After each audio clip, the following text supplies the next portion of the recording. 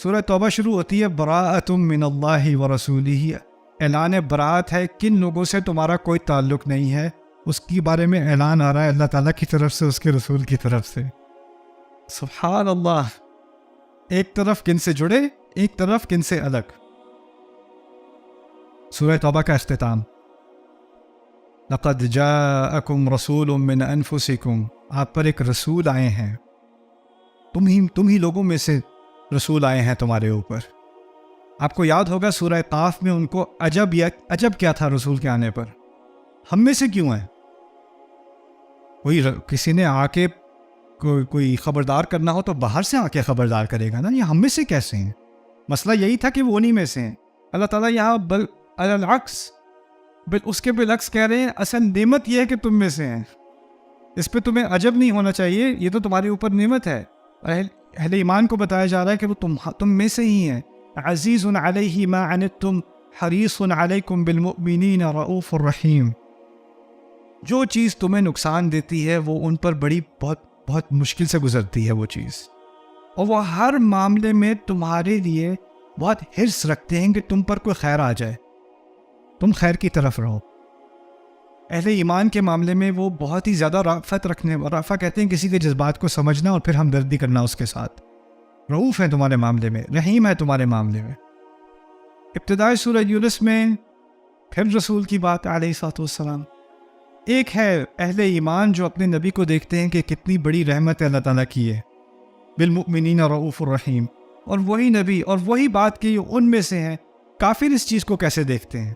اکان للناس عجبا ان اوحینا الی رجل منہم، کیا عجیب لگا ان کو کہ ہم نے انہی میں سے کسی پر وحی نازل کر دی، ان انذر الناس، کہ وہ لوگوں کو خبردار کرے، وبشر الذین آمنوا ان لهم قدم صدق عند ربهم، اہل ایمان کو خوشخبری دے دو کہ ان کے لیے ایک پہلا سٹیپ ان کا ہے، یعنی پہلی پرائیورٹی، فرسٹ کلاس ان کا سٹیٹس ہے۔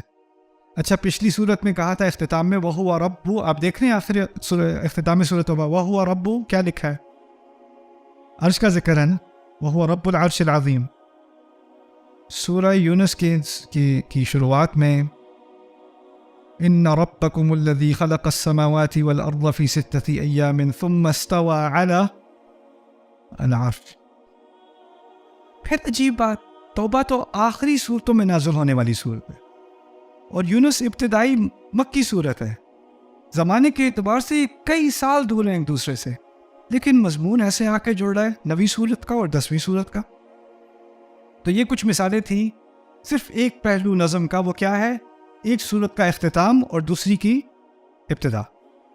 اب دیکھتے ہیں صورت کے اندر، اب ہم ایک ہی صورت کے اندر رہیں گے، اس کی میں بہت تھوڑی مثالیں دوں گا کیونکہ آج بھی کام بہت ہے، تو تھوڑی جھلک دے رہا ہوں ہر ایک کی۔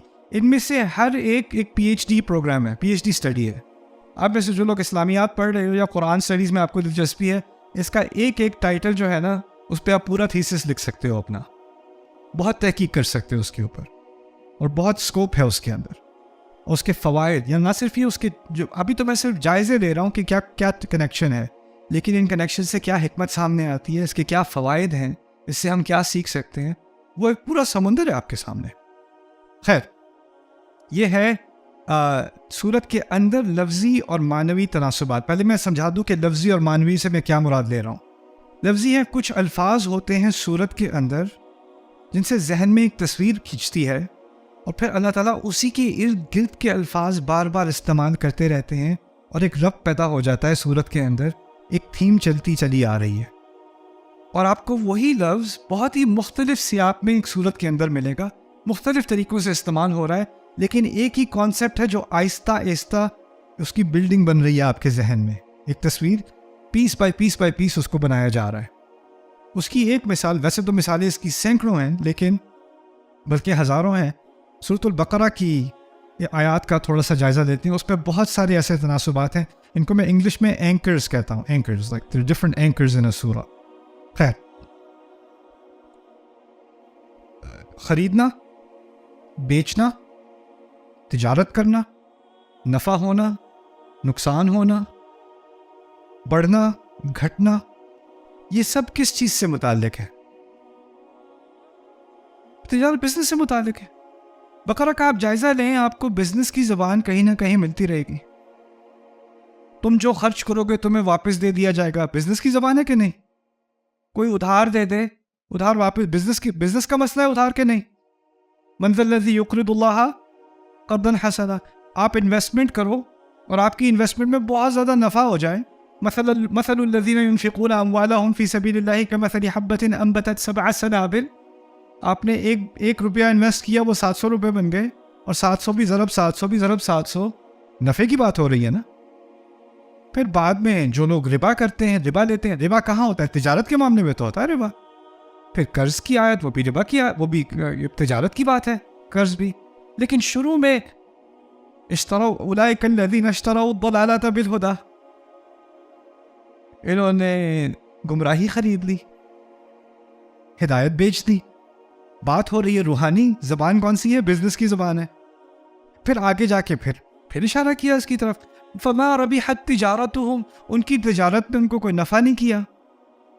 پھر کہتے ہیں آگے جا کے بنو اسرائیل کے بارے میں, یشترون بآیات اللہ ثمنا قلیلا, اللہ کی آیات کو کیا کرتے ہیں؟ تھوڑے میں بیچ دیتے ہیں, تھوڑے میں بیچ دیتے ہیں. پھر ہاروت ماروت کے قصے میں کہہ دیا لقد علموا لمن اشتراہ ما له فی الآخرۃ من خلاق, انہیں تو پتہ تھا ان میں سے جو کچھ خریدے گا ان سے, یعنی یہ جادو سیکھے گا, اس کو آخرت میں کچھ بھی نہیں ملنا. وَمِنَ النَّاسِ مَن يَشْرِي نَفْسَهُ ابْتِغَاءَ مَرْضَاتِ اللَّهِ, حج کی آیات میں کہہ دیا ان لوگوں میں سے ایسا بھی ہے جو اپنے آپ کو بیچ دیتا ہے اللہ کو خوش کرنے کے لیے, اللہ کی خوشی کی ابتغاء میں اپنے آپ کو بیچنا, خریدنا, نفع نقصان, بزنس کی. یہ اس کا ایک لفظی تناسب چلا آ رہا ہے سورۃ البقرہ میں, اور بھی ہیں بقرہ کے اندر, ان میں سے ایک یہ ہے. اور اس کا بھی ایک ذوق پیدا ہوتا ہے انسان میں, اس صورت میں کون سے لفظی تناسبات ہیں, کون سی چیزیں, کون سے چھوٹے چھوٹے الفاظ ہیں جو ایک کے ساتھ دوسرے پہ روئے ہوئے ہیں, اور ان کا آپس میں کیا تعلق ہو سکتا ہے. وہ بھی ایک تدبر کی دنیا بن جاتی ہے کہ کلام کیسے جڑا ہوا ہے. ایک یہ ہے لفظی تناسب, اس کی ایک ہی مثال مجھے آپ کو دینی تھی. دوسرا ہے معنوی تناسب. معنوی تناسب میں ذرا عقل لڑانی پڑتی ہے, وہ تدبر کا کام ہے. اس کی میں بس آپ کو ایک مثال دوں گا, وہ ہے سورہ یاسین سے. پہلے میں آیات کا مختصر سا ترجمہ کر دوں, پھر میں آپ کو ایکچولی ترجمہ میں آخر میں کروں گا. پہلے میں تھوڑی بات بتا دوں یاسین کے بارے میں. یاسین بھی کچھ منفرد بات ہے جو کسی اور صورت میں نہیں ہے. یاسین میں ایک ایسا قصہ ہے کہ ایک رسول نہیں آیا, کتنے آئے؟ 3. اذ ارسلنا الیہم 2 فکذبوہما فعززنا بثالث فقالوا, جمع ہو گئی نا اب, انا الیکم مرسلون, ہم سب بھیجے گئے ہیں تمہاری طرف. 3 رسول ایک قوم پر, یہ عام ہے نہیں, یہ بہت ہی عجیب واقعہ ہے. اچھا یہ 3 رسول بھی کافی نہیں تھے, پھر ایک صحابی بھی ہو گیا ان کا. وجاء رجل من اقصى المدینہ رجل یسعى, دور کسی کونے کے شہر کے دوسرے کونے سے بھاگا ہوا ایک آدمی آتا ہے, وہ بات کرتا ہے. اب اس صورت کے بہت سارے عجائب ہیں, لیکن اس کے عجائب میں سے ایک یہ ہے کہ 3 رسول ہیں, اور اپیرنٹلی صحابی کتنے ہیں؟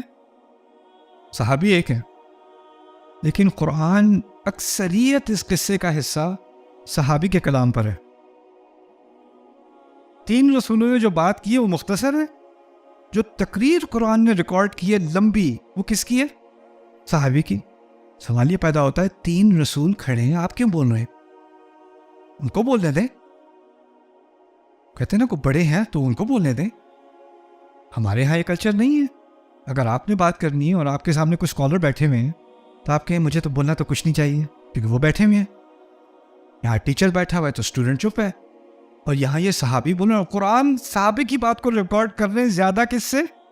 ایک رسول سے نہیں, 3 رسولوں سے زیادہ. وہ قرآن میں ریکارڈ ہے. کیا مقصد ہے اس بات کا؟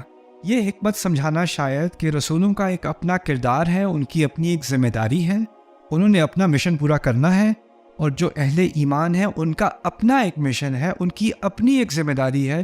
اور رسول کے ہونے سے آپ کی ذمہ داری آپ کے کندھوں پر سے نہیں اتر جاتی. آپ نے اپنی ذمہ داری پھر بھی پورے خلوص سے پوری کرنی ہے.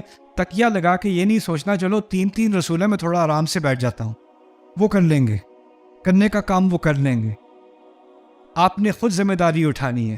اس صورت میں ہمیں ایک بڑی عظیم حکمت بتائی گئی ہے کہ کرنے کا کام آپ تو کسی رسول پہ بھی نہیں ڈال سکتے، تو ہم جو کرتے ہیں نا، یہ علماء ایسے کیوں نہیں کر رہے، یہ سپیکرز ایسے کیوں نہیں کر رہے، یہ اسکالرز ایسے کیوں نہیں کر رہے، یہ حکومت ایسے کیوں نہیں کر رہی، ہم ساری ذمہ داری ڈالتے ہیں کسی اور پہ۔